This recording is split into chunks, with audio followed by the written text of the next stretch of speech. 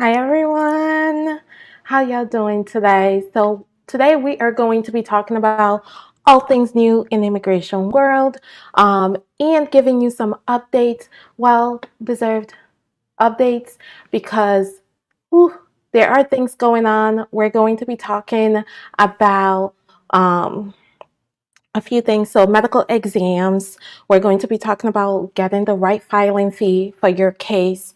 We're going to definitely be talking about the DV lottery, because if you qualify for the DV lottery and you are not registering for the DV lottery, we need to talk, because you are missing out. Okay, you are missing out on potentially being able to come to the US with a green card without having any family file for you. So if you, again, are not applying for the DV lottery, we're going to talk about it and make sure that you know what you need and the deadline for that. And then finally, I want to talk to you guys about expedite requests, because people are not doing these. Okay, I am of the mind that if you can expedite your case, you should be expediting your case. So we'll be talking about those 4 things today. If you have questions as I am going through this, please do not hesitate to ask me questions in the comments. Wherever you're watching me from, you can ask me questions and I'll be going ahead and answering your questions. Okay. Francisca, hi, welcome. Feel free to say hi to me in the comments if you are here watching me live. If you're watching this on a replay and you have questions, please do put it in the comments, okay? So, before we go anywhere else, let's start with parole in place, because I know you all have questions about that. So, that is still paused, right? USCIS still cannot approve parole in place applications. They can accept your applications, they can review your applications, they just cannot approve it. So if you qualify and you have not applied, make sure you're getting your applications in, because there's a couple of things that could happen with the court cases, right? The judge can basically say flat out, USCIS, you cannot approve these parole in place for anyone, even if they already filed their application.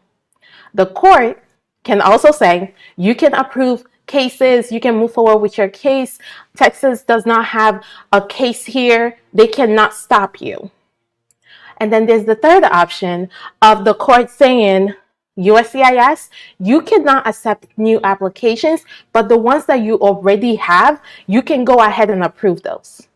Now, if you qualify and you don't apply, and the judge goes with the third option of you can approve the cases you have, you can't get new ones, right? You can accept new applications, but the ones that are already filed, you can go ahead and approve. If the judge does that and your application is not in, USCIS cannot approve your case. Okay, so really, really important that if you qualify, you apply for the parole in place. The date that we're kind of looking at is October 10th. So get your applications in before that date, before the judge makes a decision. That's when you really want to get it in by. So go ahead and do that. And I see some questions in the comments. Hi, Pierre. Hi, Griffiths. Welcome. Good morning. Feel free to ask me questions. Say hi. Let's get into this. So Francisca's asking, my husband's I-131 has been approved. Our daughter filed for us last year in March. I received my green card in June, but his I-130 is pending. Can he travel with this travel document? Well, yes, right? The reason that you have the I-131 is so that you can travel outside of the US without forfeiting your green card application.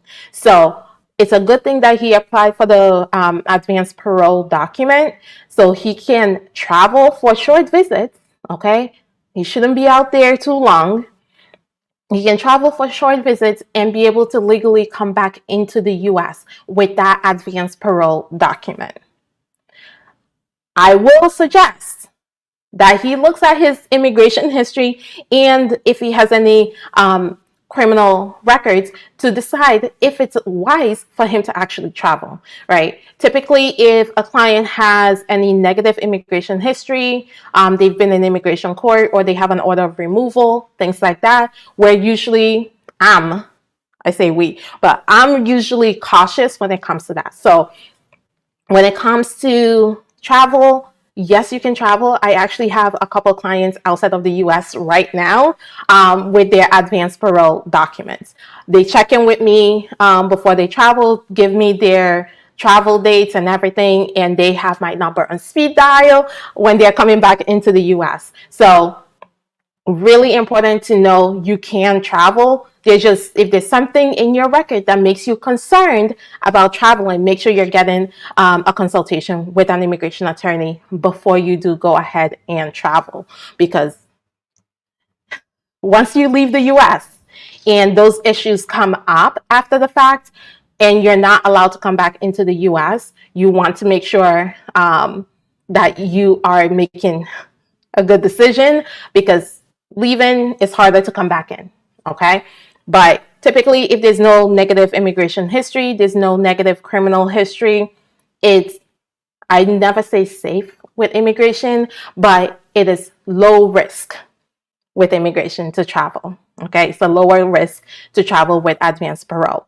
And again, if you have a green card application pending and you do not have an advanced parole document, do not leave the US, because the second you leave the US without that advanced parole document, your green card application is considered abandoned, which means USCIS is just going to deny your application. And you may not be able to come back to the US as soon as you think you would, especially if you have overstayed your visa. So there's a lot to think about before you travel if you have a green card application pending. Great question. Hi, Rebecca.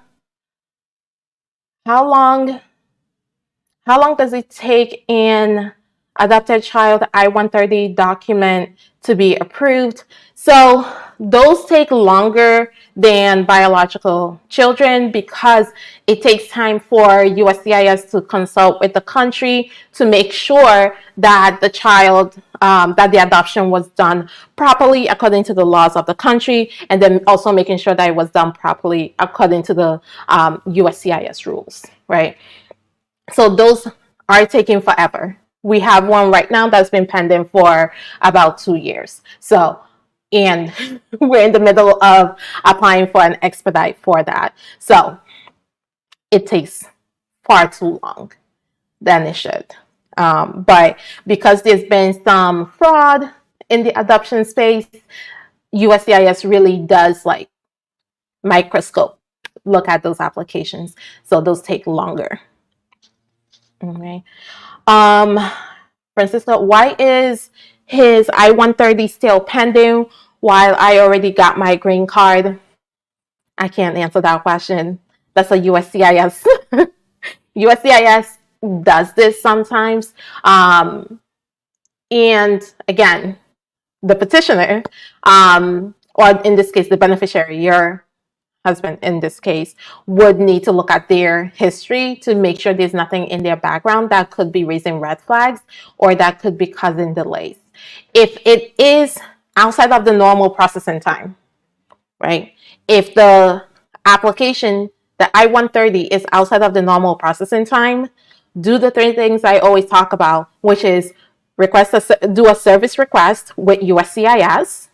If there's no result with the service request, you can get congressional assistance. So reaching out to your senator or congressperson to get them involved in the case to basically kind of give USCIS a nudge. And then the third option, which like your case has to be way past the normal processing time, is to basically sue USCIS to get them to make a decision.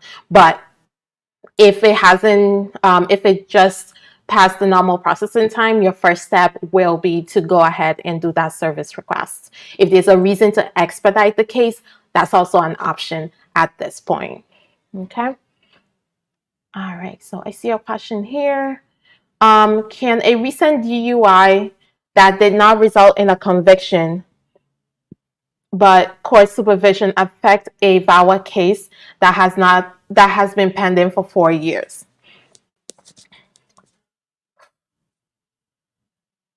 Not really. So it depends. Let me give you the lawyer answer to this question is it depends. It depends on how many DUIs the person has had. Is this their fourth DUI or is this their first DUI, right? How long ago has the court supervision ended or is it still there? And what was the outcome? So there's a difference between probation and pre-trial probation. Okay, if it's pre-trial probation, most of the time it does not mean a conviction for immigration purposes. However, probation on its own could be a conviction for immigration purposes. So don't look at just what the criminal case says of whether it was a conviction or not. You have to look at whether the outcome is a conviction for immigration purposes. So admission, sometimes when it says like the person admitted to the facts of the case, right? The facts of the allegation can be a conviction. So VAWA cases have a good moral character clause. And most of the time, if you still are under supervision, right, you're still on probation, your probation has not ended, you have not successfully completed your probation, you do not, in most cases, they will not see you as having good moral character because they don't know if you're going to violate your probation in the next couple months, right? They don't know that your supervision is over or if it will end successfully. So that can also delay things, okay? But again, get a consultation, all right? Get a consultation because there's a lot going on there. You need an immigration lawyer to look at your court disposition and just make sure it's not going to have immigration consequences. All right? All right. Dr. Trinidad, any news about DREAM Act students that work in their career? Not yet. I'm so sorry. Oh, that work in their career and have a degree in the US. Okay. Yeah, not yet.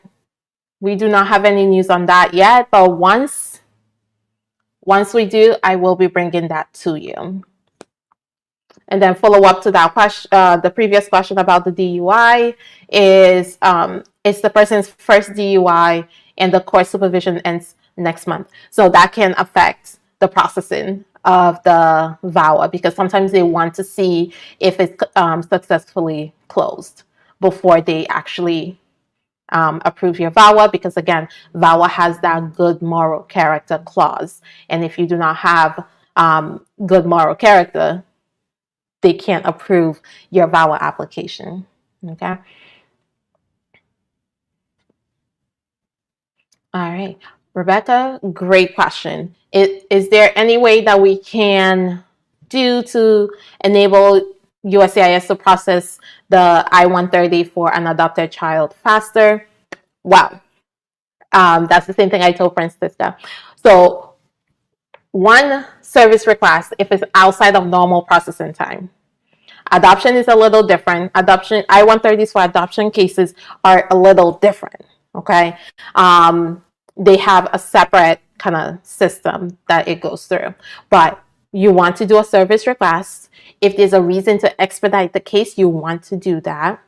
And then you also want to reach out to a congressperson, again, if it's outside of normal processing time, which is something they will tell you with your service request.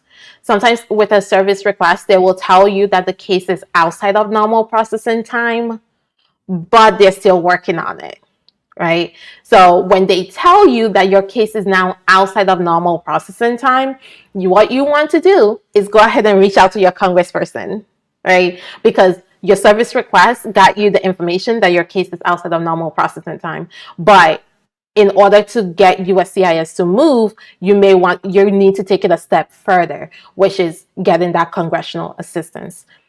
And again, if there's a reason to expedite the case, if the child is about to turn 21, right? If there's like different things that you can use to get an I-130 expedited. So look at that and then reach out for congressional assistance. Yeah. Next question. How long it takes the green card holder to process the I-130 for their spouse to come to the US? So it takes time. So the I-130 itself can take anywhere from a year to 2 years, right? The problem is there's no visa immediately available for spouses of permanent residents. So because there's no visa available immediately for spouses of permanent residents, it is delayed, okay?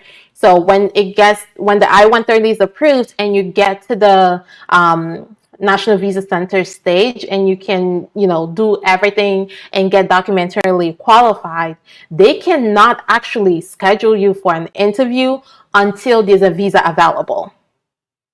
And that's the issue we're seeing right now with spouses and children of permanent residents, is that there is that delay because there's no visa immediately available. So those are taking time. All right. It's not only taking time with USCIS, it's taking time with the embassy to get an interview because of the fact that there's no visa immediately available. So even if they have your interview, right, if they schedule your interview within a month of you being documentarily qualified, they cannot give you a visa unless there's a visa available. Okay, so it's there's levels to it when it comes to what you can do as far as the processing times.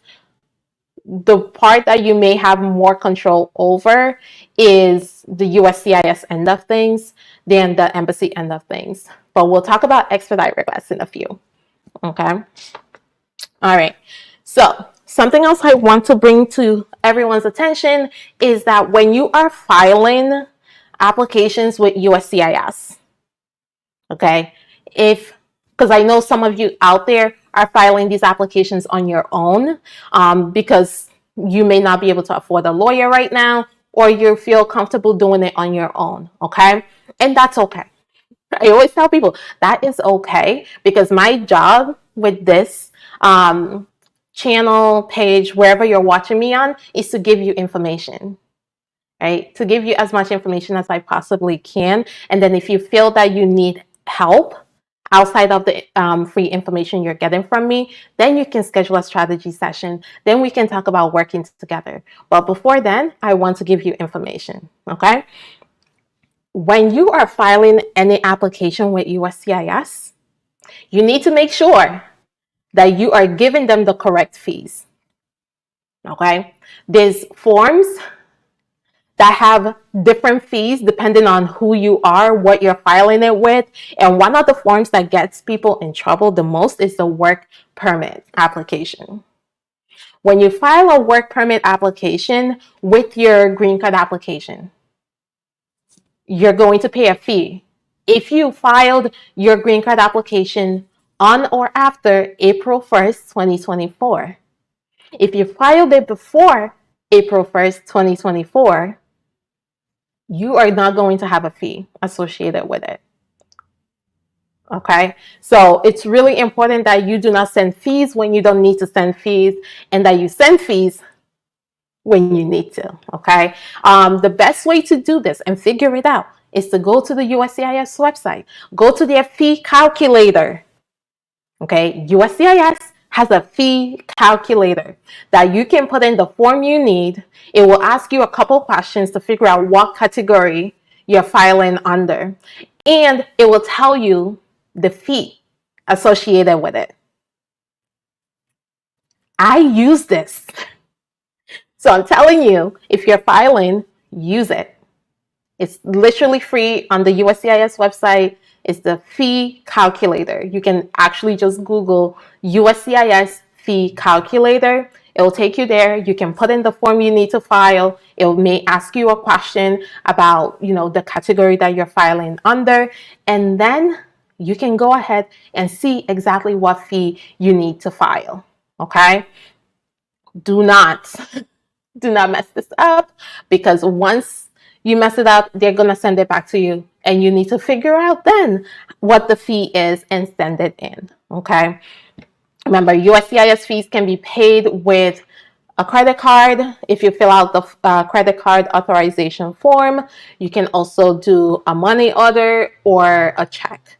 Okay. No cash, no weird money, just money order, check, and credit card. Okay. But please use the fee calculator on the USCIS website. And then finally, we get to the DV lottery. All right. Before I do that, though, I see a question, so let's start there. My adopted child document is presently at the National Visa Center. How long will it take from that stage? Okay. So how long does it take from that stage? It depends on whether, again, U.S. citizen versus permanent resident. Okay. U.S. citizen, there's always a visa available. Permanent resident, there may not be a visa available at the moment. And it also depends on the embassy.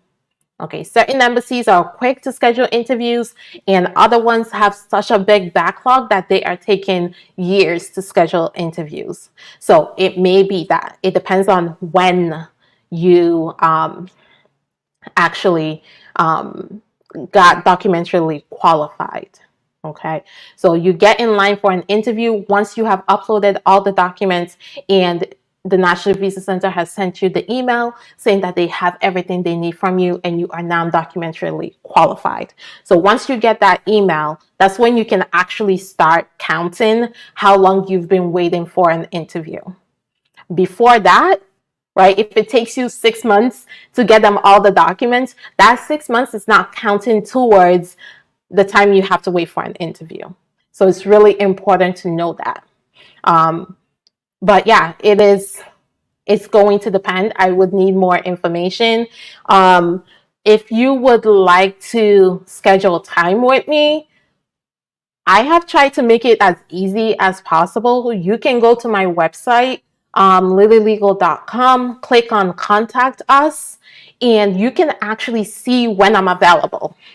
And you can schedule time right there to speak with me. Okay, either phone call or video call. You can schedule it right on the website. You do not have to call the office. So I try to make it as easy as possible. So go ahead on the website and you can schedule that. You can also call the office to schedule a time with me. Okay, because I actively work on my cases, right? I am the attorney in my office. I am not available all the time. So I make my schedule available to you so you can see when I am available. So if you call the office, you're not going to get me answering the phone, especially if I have an interview, I have meetings, I'm working on cases. So that's probably why if you call, you're not going to get me directly, but you can schedule a time for us to talk directly. Okay, so when you schedule that strategy session or you schedule a detailed consultation, the person you're going to be meeting with is me. Okay, it's no one else in my office. You're going to be meeting with me. So I hope that helps with your question, Rebecca. All right.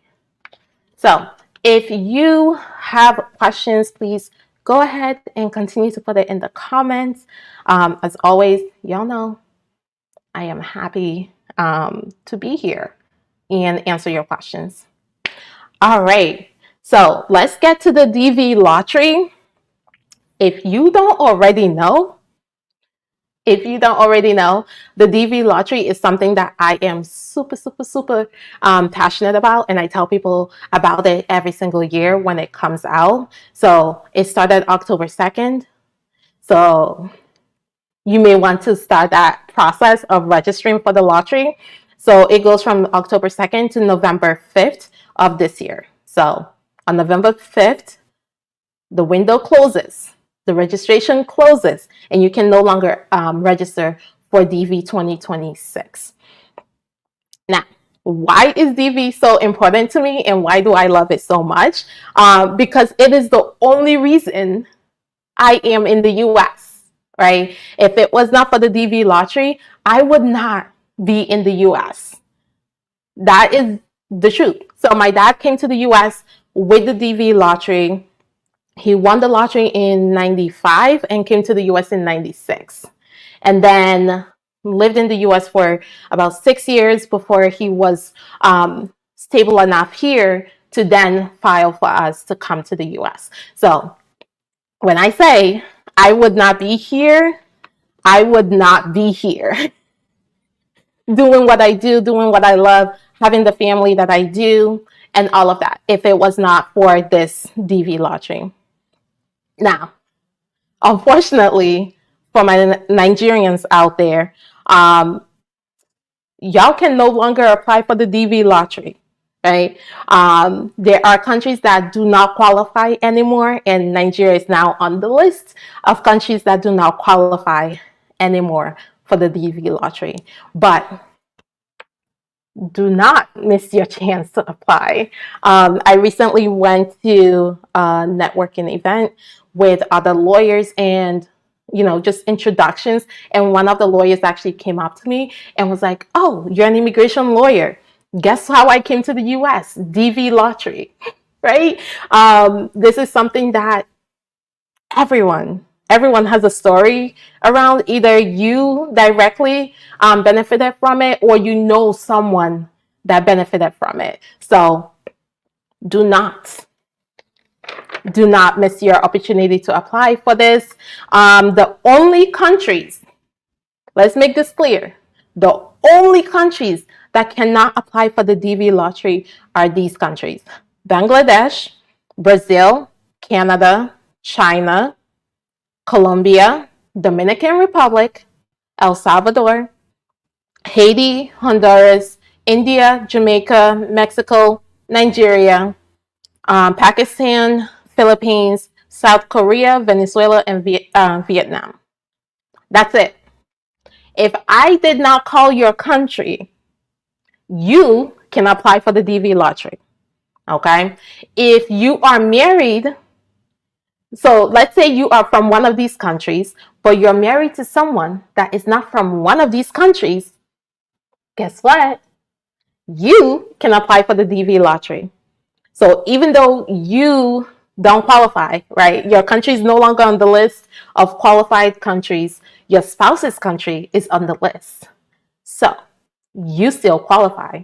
So now you can enter into the lottery, put your family's information, and your spouse can also enter the lottery and put the family's information.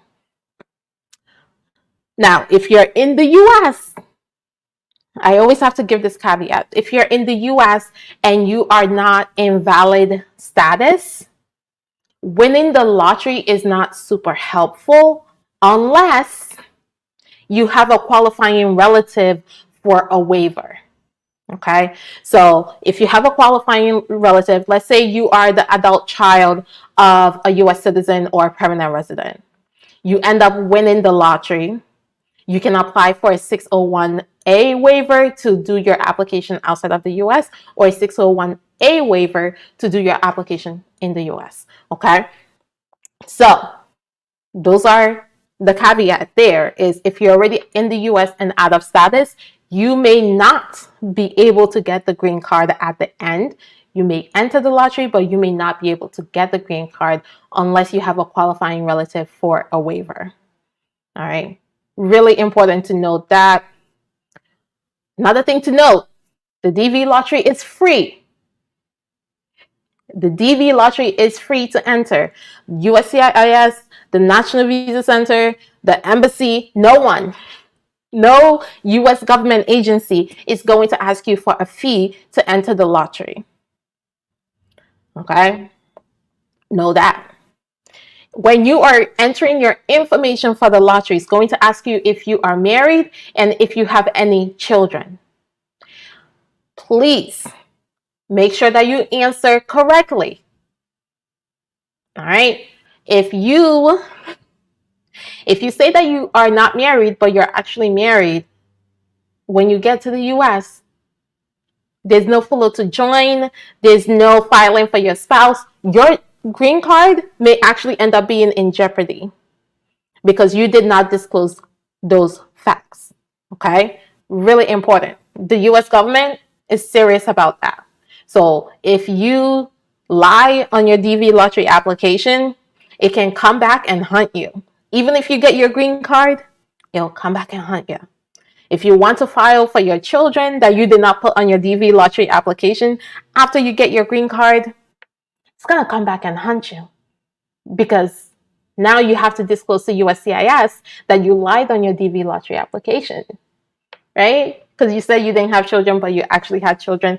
Really, really important to include all your children, okay?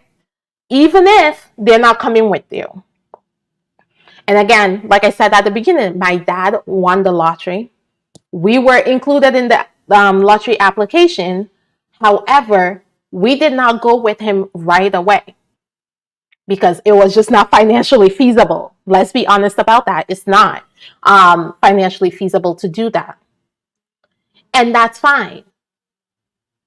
Because he did include us in the application, he was then later on able to file for us to come at a different date. If he did not include us, it would have been extremely difficult and also put his green card in jeopardy to try and bring us. So, super important that when you're filling it out, you're filling it out correctly. And like I said, you have until November 5th, 2024 to put in your application, okay?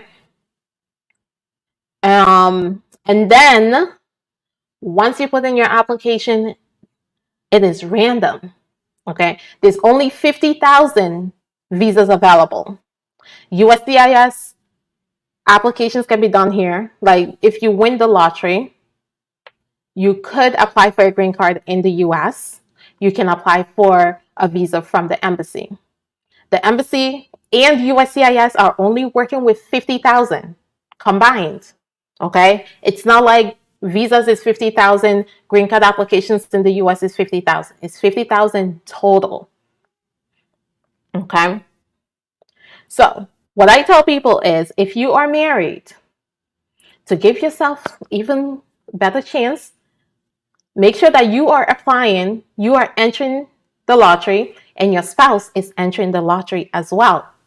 Because let's say you get selected, your wife can come with you. If your wife gets selected, you can come with her. So that's the only way that you can give your household the best chance. One thing that will not give you a good chance is entering the lottery more than once. The system is automated. So if it sees your information more than once, every single time it sees your information, it will delete it. So if you enter the lottery twice, it does not give you a better chance, okay? So make sure you're only registering once, because if it finds out that you did it more than once, it will delete both entries. It won't just delete one, it will delete all of it. So enter just once to give yourself a good chance of winning. All right. The requirements, there's an education and a work experience requirement for the DV lottery. And that's high school education, right? If you have a high school education or equivalent, you qualify. That's it. That's it. And then if you do not have a high school education, but you have 2 years of work experience within the past 5 years, you qualify. Okay? So, high school graduate or 2 years of work experience, you can apply for the DV lottery. One thing that people always ask me is, people trying to file for their nieces and nephews and uncles and all of those. This is what you can do for them, right? If they're from a country that is eligible, this is what you can do for them. Help them enter the lottery. Make sure that they're only entering once. So don't enter the lottery for them and then they go over there and do it as well. No. Make sure it's either you're entering it for them or they're entering it themselves. But make sure that you encourage them to apply. If you don't apply, you're not going to win. Okay? You're definitely not going to win if you don't apply. So this is a way that the people in the US that you want to help your family that's outside of the US, but you can't directly file for them because they're not your immediate relatives, right? You're not able to directly file for them. The DV lottery is a way that you can help them out. Okay? All right. So that is my long spiel about the DV lottery. Again, I love it. I think it's amazing. And I think that everyone should take advantage of it for as long as it exists for your country. Again, Nigeria not on the list, but I am happy for everyone else, okay? Remember, if your country is not on the list, if your country is excluded, but your spouse's country is on the list, you can use your spouse's country to qualify, all right? And then the final thing I wanted to talk to you guys about today is expedite requests, right? There's been a couple questions here about speeding up cases. What can we do? Well, an expedite request is one thing that you can do to speed up your case, all right? One thing I always tell people is that it does not hurt to do an expedite request. If you think there's a reason that your case should be sped up, right? If you meet the requirements for an expedite request, you should be applying. You should be requesting an expedite request. Okay?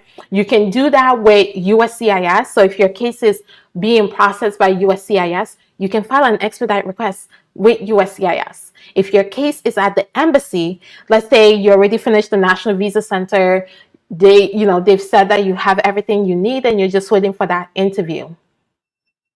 And the interview is not coming. And you meet the requirements for an expedite, right? You can request an expedite. One thing you need to know though, if your application is with the embassy, they will not expedite your case unless there's a visa available, okay? So if your processing time is still off, if your priority date, I should say, if your priority date is still not current, meaning it hasn't come up yet, right? There's no visa available for you yet, they will not expedite your case. But if there's already a visa available and it's just taking time for that interview and there is an emergency reason, urgent humanitarian reason to expedite the case, go ahead and ask the embassy. You will be surprised that they will say yes. Actually today we got an expedite request approved. So it does not hurt to ask. And typically they respond within like 30 days with the embassy, not USCIS. USCIS has their own timeline. But with the embassy, you are requesting it through the National Visa Center and you are providing evidence of the reason that the case needs to be expedited. Right? You're doing all of that and you need to prepare the expedite request for an officer's eyes, right? You need to make it as clear as possible why this case needs to be expedited. Why does it meet the requirements for an expedite? So it's not just, oh, this case is taking too long. Can you just move it faster? No, that does not meet the requirements. But if there is a urgent humanitarian reasons to expedite the case, USCIS and the embassy are open to expedite requests, okay? Do not be afraid to do it, because I've seen people be afraid to even ask for an expedite because they think that will, if the expedite request is not approved, then it will just delay your case. No, it wouldn't, right? USCIS will just process it normally. That's what it is. The embassy will just process it as they normally would until they have an interview available or until they are able to get to it to make a decision. But if you present your expedite request and you back it up with documentation and the officer that's reviewing it agrees that it meets the requirements for an expedite, guess what? Now you're not waiting months and months and months for an interview or months and months and months for a decision. USCIS can actually, once they decide to expedite your case, they're making a decision fairly quickly. And the embassy, once they decide to expedite your case, you're getting an interview fairly quickly. So, super important. Do not be afraid of an expedite request, because it can be the difference between waiting a year or more for an interview and getting an interview within a couple months. So don't be afraid of it. Do it if you need to. All right. And then last thing I want to cover, I just want to mention, not cover, but just mention, is that medical exams no longer expire. Okay. I know I mentioned this on one of my previous videos, but I want to mention it again. Medical exams do not expire anymore. So if you do your medical exam today and USCIS doesn't ask you for it for a couple months, a year from now, it's still fine, right? They're saying that they will still accept it. So don't be afraid to do your medical exams before you file your green card application, okay? This is just for USCIS. The embassy has its own separate process for medical exams. You can't actually do them in advance. Typically, you do them like 3 weeks before your interview. So you can't do them like a year in advance. So just know that for the embassy, but for USCIS, if let's say you already did your exam, it is good. Okay, they're not going to ask you to do it all over again unless there's an issue with the exam. Okay, and what I mean by an issue with the exam is if the person that did the exam is not actually authorized to do exams for USCIS, then they will have you redo it. Okay, so just keep that in mind as you are going through your process. If you have questions, feel free to put them in the comments. I do not see any new questions, but I do see Kasmeda. Hi, Kasmeda. Welcome. Sorry, I skipped over your comment. I did not see you there. Hi. Welcome, and thank you for joining me. As always, if you have questions, if you're watching this on the replay and you just want to know certain things, feel free to put them in the comments. I do go back and respond to your comments. I don't see anything. Hakeem on Instagram. Hi, welcome. Oh, wow. Dee is watching from Jamaica. Welcome. Oh, welcome. I love seeing the reach. Honestly, I love seeing the reach that we get, and just sharing the information with people is such a joy for me. So thank you so much for letting me know. And Rebecca, as always, it's a pleasure. It's a pleasure. It's a pleasure. Like I said, I love doing this. I love answering your questions. I love coming here and chatting with you all and giving you the latest immigration news. When my family and I went through our own immigration process, we did not have anyone to ask questions to. We did not have the internet to go and find the information we need. So this is just my little way of giving back and making sure that if someone is out there that was in our position where we didn't have this information readily available, that that I am here for you. This is a space for you to ask questions, to get information. Like I always say, I can only give you general information. If you want a more detailed consultation where we actually break down your situation and figure out what you qualify for, you can schedule a strategy session with me. But if you just have general questions, you just want update on information, this is the space for you. All right. So if you go to my website, you can schedule a date and time for us to speak right on there. You don't have to call the office. There's no back and forth on figuring out dates. You'll see exactly when I'm available, and then we can talk. All right. And if I do not see any other questions, I'm just going to say thank you all so much for joining me. And if you qualify for the DV lottery, go and apply for it. All right, go and register. And if you need more help with the registration, feel free to reach out to me. And I'm happy to do an updated video on how to actually register. So if people are interested in that, just let me know in the comments. All right. If you're watching this live replay and you're getting value out of this, please don't forget to like this video. And if you have not subscribed, go ahead and subscribe. Okay. All right. Okay. One more question and then we'll call it a day. All right. Dee's joining me all the way from Jamaica, so the least I can do is answer your question before I go. I'm married to a U.S. citizen, and she filed the I-130 August of 2023. Okay. At the Nebraska Service Center, how long do you think it will be able to be approved? It's so stressful. Yes, it is. It is absolutely stressful. I deal with, let me say this, I deal with married couples all the time, especially when they're separated in different countries. That is going to be the most stressful thing on your relationship. Okay? It is. And I'm going to tell you the same thing I tell them. Hold on to your relationship. Don't let the stress of the immigration process mess up the life that you want to have with your spouse. Okay? So that's one thing.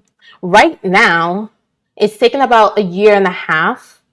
That's what we're seeing right now. So if you applied August of 23 and we are in October, you're probably going to hear something in a couple months, right? So take that as you will.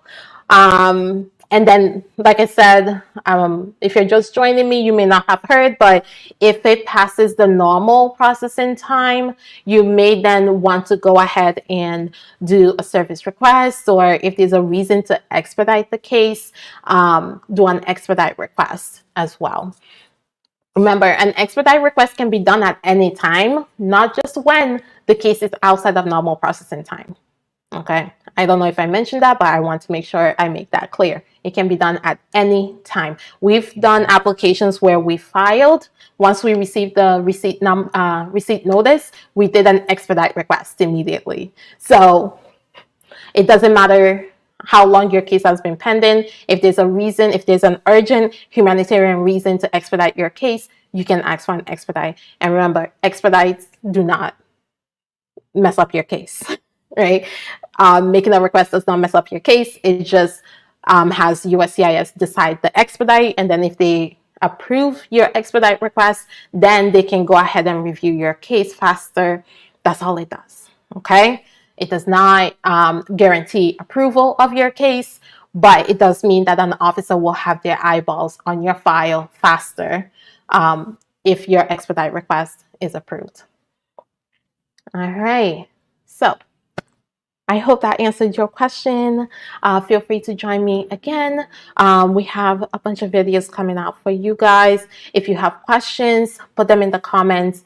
And yeah, if you have not liked this video and you're still here, go ahead and hit that like button for me. And thank you all so much for joining me. I truly appreciate y'all. And I will see you next time.